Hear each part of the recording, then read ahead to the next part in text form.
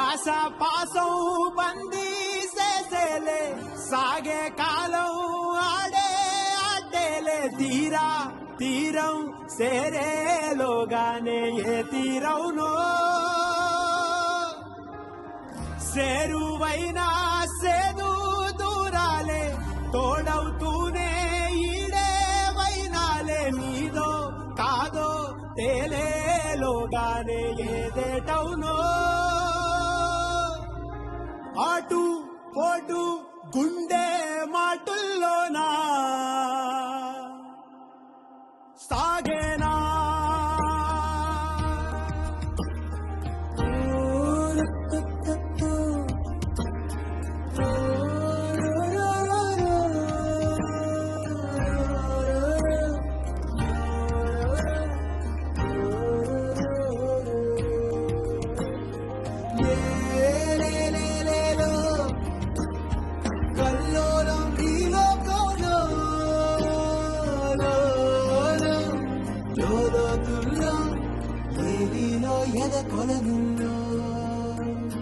నిండు పున్నమేళ మబ్బు కమ్ముకొచ్చి సింహ సీకటల్లిపోతుంటే నీ గమ్యం గందరగోళం దిక్కు తోచకుండా చల్లడిల్లిపోతూ పల్లటిల్లిపోయి నీ ఉంటే తీరే నాని ఆరాటం ఏ హేతువునుదుటి రాతల్ని మార్చిందో నిశితంగా తెలిసేదలా రేపేటవునో తేలాలంటే నీ ఉనికి ఉండాలిగా ఓటు ఓటు గుండె మాటుల్లోనా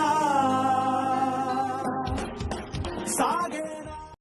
దాన్ని నాకు ఎంత దూరంగా ఉంచాలనుకుంటే నాకు అంత దగ్గరగా వచ్చింది. ఇంక దాన్ని భరించేది లేదు. ఎలాగైనా నేను ఈ ఛాలెంజ్లో గెలవాలి, దాన్ని ఇంట్లో నుంచి బయటికి పోయేలా చెయ్యాలి.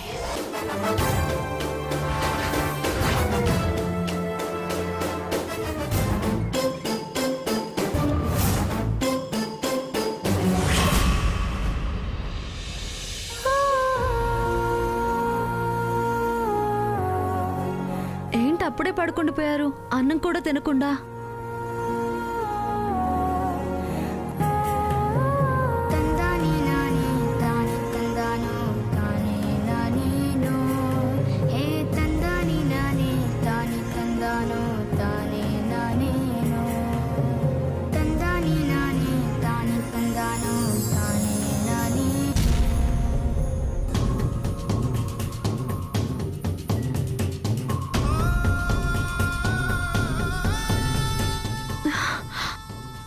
ఒళ్ళు కాలిపోతుందేంటి?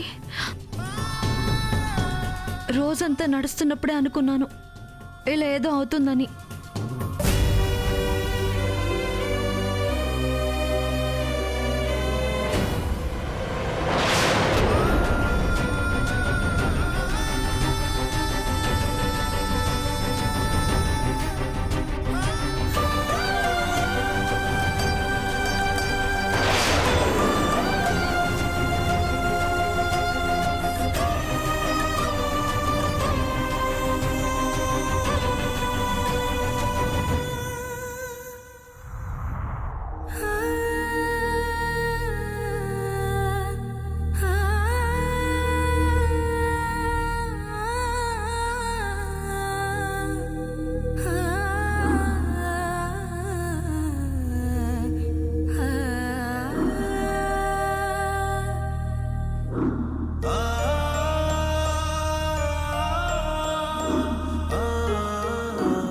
నాకైతే అసలు నడిచినట్టే లేదు టైలర్. అందరికీ పాంప్లెట్స్ పంచుతూ వాళ్ళకి మన ఐడియా నచ్చి చేస్తామని ముందుకు వస్తుంటే ఆ ఉత్సాహంలో నడిచి వెళ్తున్నావా, కారులో వెళ్తున్నావా, ఇవన్నీ గుర్తే లేదు. కనబడు కలలే కరిగిన క్షణమిది, మిగిలిన నిజమిది ఎలా జరిగింది ఇక అలసిన అడుగిది హృదయపు తడి, ఇది అలసిన అడుగిది హృదయపు తడి. యువరాజులా దర్జాగా బతికిన మీరు ఇప్పుడు ఇంత కష్టపడాల్సి వస్తుందంటే దానికి కారణం నేనే సారు. కానీ మిమ్మల్ని తక్కువ చేసి మాట్లాడితే కలిగే బాధ కంటే ఈ బాధ చాలా తక్కువే సారు. ఇది కూడా కొన్నాళ్లే. తొందరలోనే మనం అనుకున్నది సాధిస్తాం. మళ్ళీ మిమ్మల్ని నా స్థాయిలో చూస్తాను. కాకపోతే అప్పటికి ఇప్పటికీ ఒకటే తేడా. పుట్టినప్పటి నుంచి మీరు వెలుగు చూశారు, కానీ ఇప్పుడు పడుతున్న కష్టానికి మీరెంతో మందికి వెలుగునిచ్చే దీపం అవుతారు. అంతవరకు మీ బాధని చూస్తూ గుండెని రాయి చేసుకుంటాను.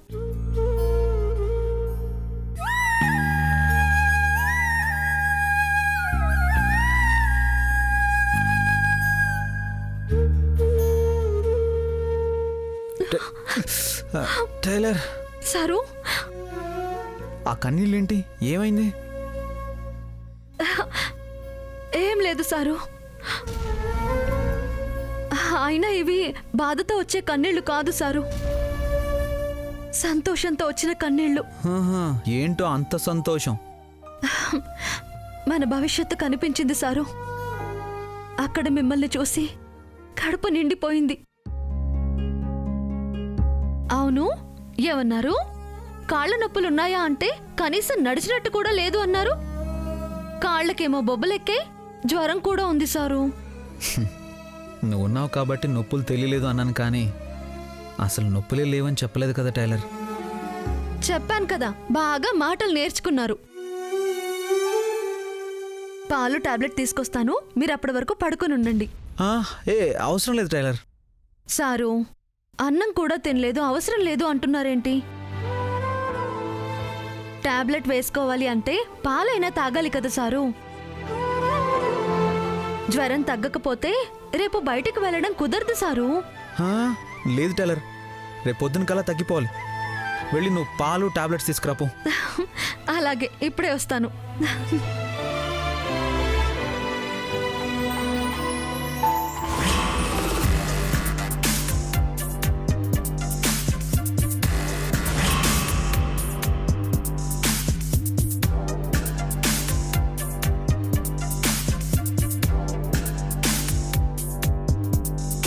అమ్మా శ్రావణి,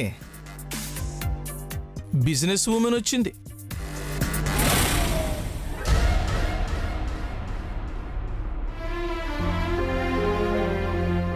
వీళ్ళు చేసే వంటలు వార్పులకి అంత పెద్ద పెద్ద మాటలు ఎందుకులే బాబాయ్. నిజంగా బిజినెస్లు చేసేవాళ్ళు సూసైడ్ చేసుకుంటారు.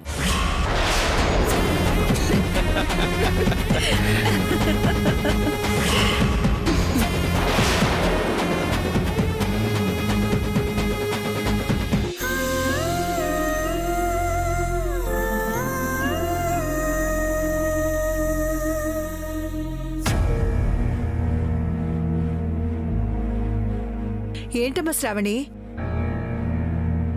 ఈ టైంలో ఫైల్స్ ముందేసి కూర్చున్నావు? నిద్ర రావట్లేదా? అమ్మా, శ్రావణి రేపు పెద్ద కేసు వాదించబోతోంది. ఆల్ ద బెస్ట్ అమ్మా. Thanks aunty.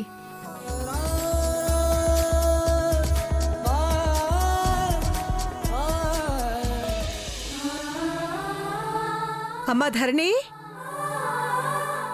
ఏం చేస్తున్నావమ్మా? పాలు వేడి చేస్తున్నాను అత్తయ్య. నాకు కూడా కొంచెం పాలు పట్టరామ్మా. మీరు ఇంకా అన్నం తినలేదు కదా అత్తయ్య. ఒంట్లో కొంచెం నలతగా ఉంది, ఈ పూటకి అన్నం తినలే. కొంచెం పాలు ఇవ్వు చాలు. అలాగే అత్తయ్య.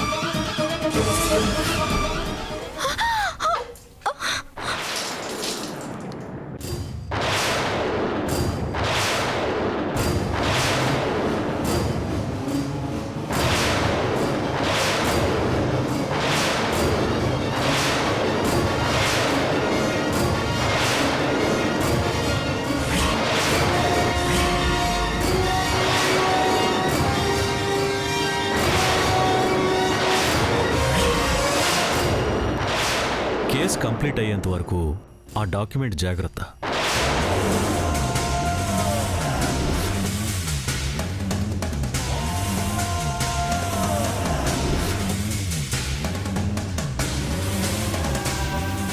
ఎంతో ఇంపార్టెంట్ డాక్యుమెంట్స్ పాడు చేసావు కదే, కళ్ళు నెత్తికెక్కాయా?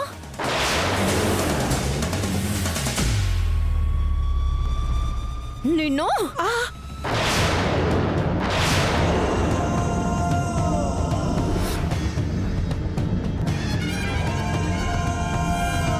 ఏంటమ్మా శ్రావణి, చెల్లెళ్ళ మీద చేయెత్తుతున్నావు?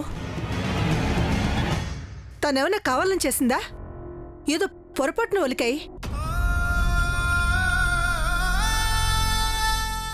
ఒళ్ళు దగ్గర పెట్టుకొని నడిస్తే పొరపాట్లు జరగవాంటి.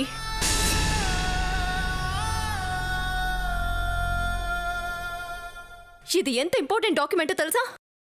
రేపు నేను వాదించబోయే కేసు మొత్తం ఈ డాక్యుమెంట్ మీద డిపెండ్ అయింది.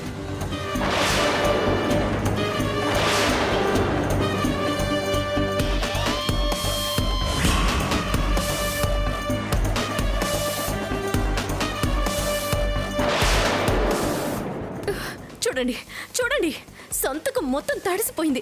ఇప్పుడు ఇది చిత్త కాగితంతో సమానం.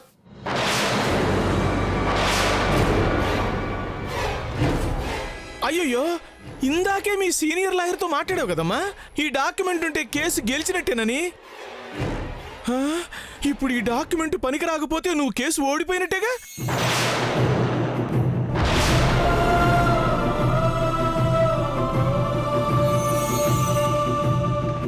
ఇది నన్ను ఎప్పుడు గెలిపించింది కనుక దరిద్రం పడుతున్నట్టు నా వెంట పడుతూనే ఉంది. సారీ అక్క, నిజంగానే నేను చూసుకోలేదు.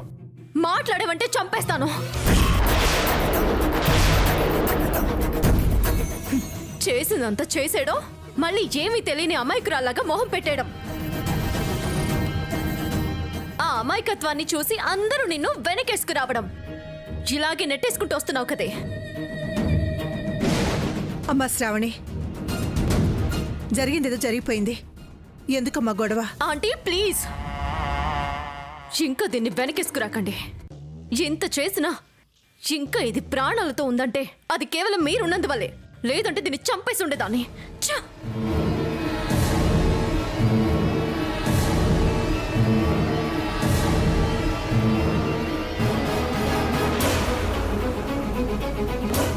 అదేంటమ్మా అలా ఎలా డాక్యుమెంట్ మీద పాలు పోసావు? ఎంత ఇంపార్టెంట్ డాక్యుమెంట్ అది. పాపం దాని మీద ఎంత ఆశలు పెట్టుకుంది శ్రావణి. చూడు ఎంత బాధపడతా వెళ్ళిందో. అన్నయ్య గారు, అయిపోయింది కదా. ధరణి ఏమైనా కావాలని చేసిందా? తను అసలు అలా చేస్తుందా?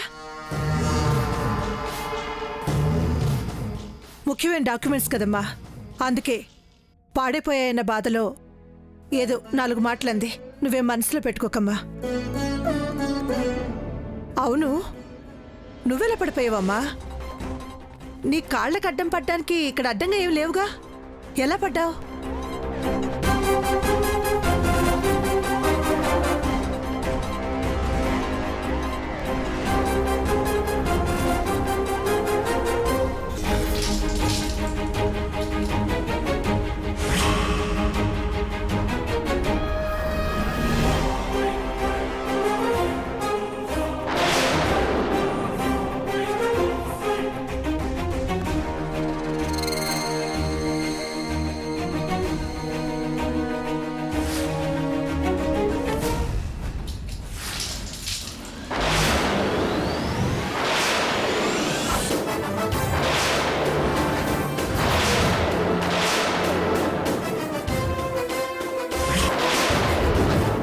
ఏం వదినా, ఇది నీ పనేనా? ఏంటొదినా నన్ను అనుమానిస్తున్నావా?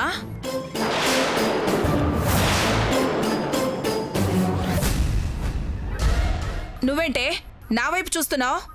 నిన్నెందుకు పడేస్తాను? నాకేం పని? మరి ఏం పనుందని అక్కడ నించున్న వాళ్ళు నేను రావడం చూసి హడావిడిగా వచ్చి ఇక్కడ కూర్చున్నారు.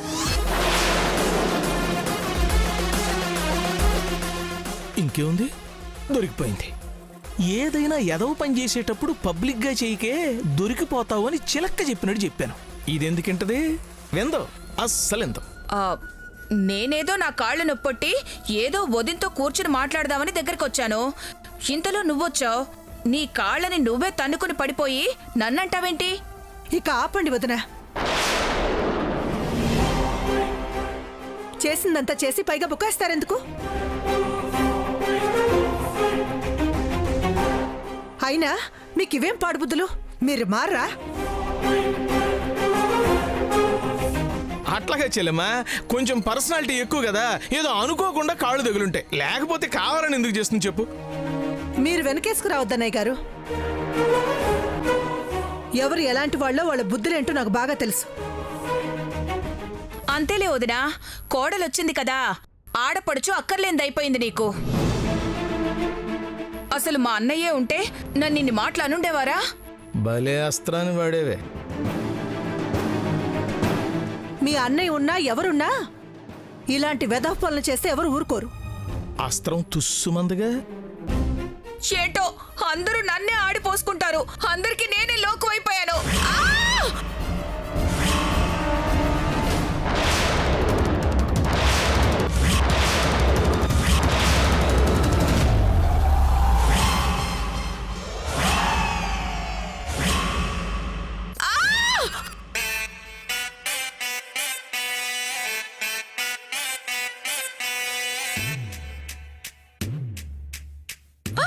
అయ్యో, నా నడుము విరిగిపోయిందిరా నాయనో. అమ్మా,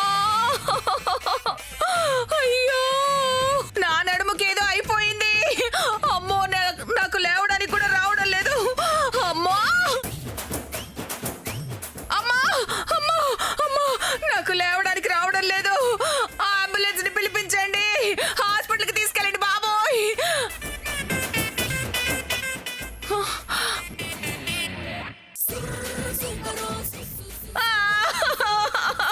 అమ్మా,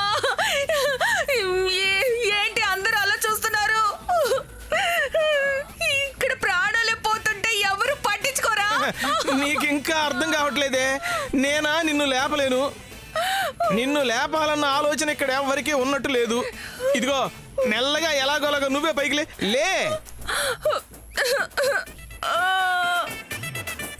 అంటే నన్ను ఎవరు పట్టించుకోరా?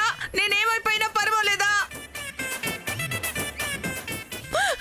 అదే మా అన్నయ్య ఉంటే ఈ పాటికి 10 మంది డాక్టర్లు పిలిపించి ఉండేవాడు, హాస్పిటల్కి తీసుకెళ్ళి ఉండేవాడు. ఇక నాకు ఈ ఇంట్లో దిక్కెవరూ లేరురా దేవుడోయ్. నా ప్రాణాలు పోయినా పట్టించుకోర్రా నాయనో. ఇక ఆపండి వదినా. ఎందుకు ఊరికి అరుస్తున్నారు? అంత తేలిగ్గా పడిపోయే నడుము మోకాళ్ళు కావు మీవి. అమ్మ ధరణి, లోపల మీ మావయ్య గారు మోకాళ్ళకు రాసుకునే బాంబు ఉంటుంది, వెళ్ళి తీసుకునిరా. అలాగే అత్తయ్య. ఏంటి, నేను బాంబు రాసుకోవాలా? ఇంత పెద్ద దెబ్బ తగిలితే అంత చిన్న బాంబు రాసుకుంటే తగ్గిపోతుందా? ఇంత పెద్ద దెబ్బ తగిలితే బాంబు రాస్తే తగ్గిపోతుందా? అయ్యో, నువ్వు మరీ ఓవర్ యాక్షన్ చేయబాక. పైకిలే, లేకపోతే మళ్ళీ కిందికి దూసేలా ఉన్నారు. లే ప్రియమదలే, లే లే లే లే. నడువే విరుగుండదులే ప్రియమద. లే లే, మెల్లగలే. అదే, ఇలా కూర్చో. అమ్మా, చూసావా, నడుము బాగానే ఉంది. ఇప్పుడు బాంబు రాసావనుకో, నొప్పే ఉన్నా ఉంటే తగ్గిపోతుంది.